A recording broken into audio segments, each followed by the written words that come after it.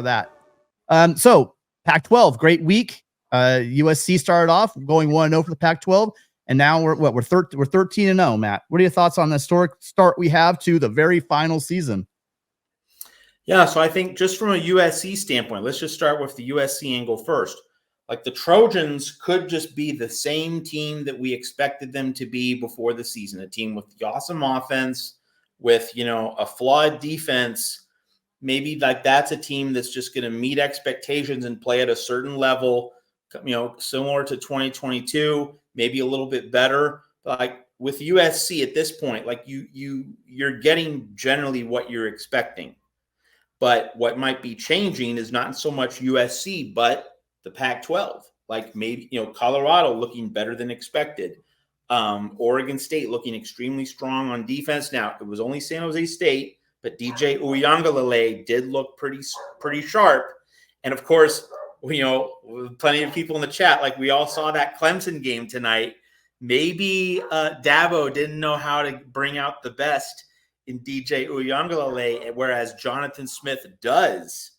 And and again, if Jonathan Smith does bring out the best in DJ in Corvallis, then Oregon State is a serious threat to make the Pac-12 championship game. And it really needs to be said, if Oregon State is the real deal this year, guess what? USC doesn't play Oregon State. Utah has to play Oregon State. Oregon has to play Oregon State. Washington has to play Oregon State. So USC might be gaining a game on the field in the Pac-12 if Connor Johnson's Oregon State Beavers are the truth and are, a top-tier force in the conference. So I think when you look at the Pac-12 being so good, top to bottom, I think the two teams that really come through as major factors are Colorado and Oregon State. Like if they set the bar a lot higher than anticipated, that's going to change the dynamic of the race. And I think that, USC and Oregon, by playing Colorado a little bit earlier, that might be helpful, in terms for both the Ducks and the Trojans, not only in terms of getting Colorado earlier, but also in terms of getting players' attention earlier. Like I think everyone on the USC roster, everyone on the Oregon roster, like they know what Colorado is doing. They're going to see Shedeur Sanders and Travis Hunter and go, wow, we better be ready. We better be on it. And that could have a helpful clarifying effect on those defenses at USC and Oregon as we go along. So in terms of how the equation in the Pac-12 has changed primarily because of what Colorado did, but also because of DJ Uiagalelei looking solid for Connor Johnson's Beavers, that could have some ripple domino effects throughout the rest of the season. Hey, Traveling Fools, I don't know if you were on here at the beginning, but just gotta say, there was a major storm in Phoenix Thursday night. The ASU game, the Arizona State football game, got delayed a couple hours. So there was storm damage, trees in my backyard. Went clipping Friday morning, and like one of those branches whacked. Yeah, hey, TF, he couldn't slip that branch. He couldn't slip it. It caught him. So, yeah. It's a good point. And Troy Taylor, let's see how. He coached a hell of a game against Hawaii. He put a lot of film out there, though. I mean, they had to give it their all to take Hawaii. So, I think we should temper expectations for Stanford. I think that their offensive line is just not the offensive line. They have the big receivers. They always have the big receivers. We can see 6'5" guys coming in to the Coliseum, but they just don't have that line that we're used to seeing with Stanford, which makes me feel a little better. DJ Uiagalelei did look amazing. I think you nailed it. I think it's a function of having a guy like Jonathan Smith. He's building that program. Last year, the Beavs were only missing a quarterback. My God, can you imagine if DJ was there last year?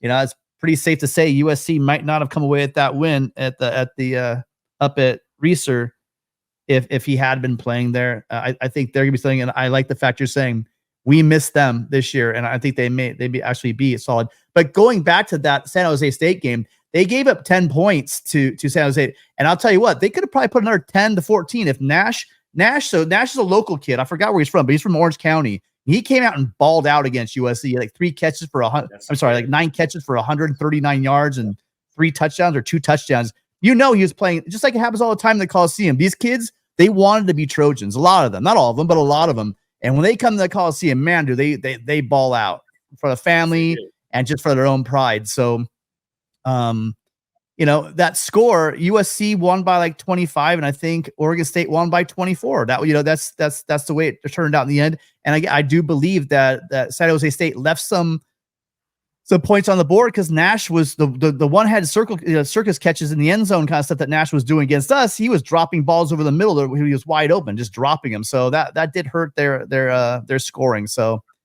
San Jose State, no, they are definitely not Ohio State, but they're not a bad team. And USC should not be at 28, but it's not giving up 17 to 20 to San Jose State in that offense isn't. Everyone's discounting Cordero. You guys watch. Let's go into the season. Let's look how well he does in the Mountain West.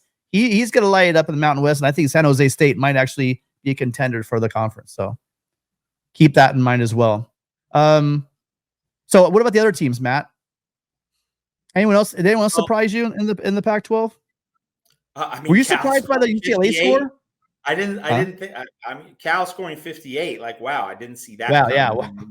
We'll see how bad North Texas proves to be over the course of the full season. But really, Cal scoring 58, that was certainly a surprise. UCLA. Well, I mean, you have it's going to be interesting to see how Chip Kelly juggles the quarterbacks. He started Ethan Garbers, but worked Dante Moore into the rotation. Obviously UCLA has a relatively soft next few weeks in non-conference, I believe. So there's time to kind of mix and match the various pieces before UCLA's schedule gets really tough with the Utah road game and the other tough games a month into the season. So, Chip Kelly knows a lot more about football than I do, but if I was Chip Kelly, I would say, hey, let's give the keys to Dante Moore, learn on the job, go through some rough periods the next few weeks in games where he still should be able to win, even if he makes a few mistakes, and just let him try to evolve into being the guy. I don't think you gain a whole lot from having Ethan Garbers gobbling up snaps that could be going to Dante Moore. And maybe you'll see Colin Schlee, the transfer from Kent State as well. So I think the not that great offensive performance for UCLA against Coastal Carolina is a product of that cluttered quarterback situation. And I think the sooner Chip Kelly gives the keys to Dante Moore, the better for UCLA, which means that, if you're a USC fan, you're hoping, hey, Chip, stick with Ethan Garbers as your starter. So we'll see about that one. Yeah. I think you're right. When he came into the game, when Dante Moore came in the game, he's a true freshman, but that the long ball, the game stretched a little bit. The long ball came into play, and he throws in a pretty long ball. I gotta say that it's gonna be interesting to see if he's gonna make those freshman mistakes when the competition steps up a little bit. That's where you're gonna see those freshmen growing pains. But for now, I think it's good. He's getting his feet wet. And, Chip Kelly, as much as I want to hate him, I don't hate him anymore. He's actually showed his human side, and he's a great coach. He is. He can game plan, and I think that their offense is going to be fine. I think there's some questions. There's definitely some questions on their defense. So we'll see as the season goes on.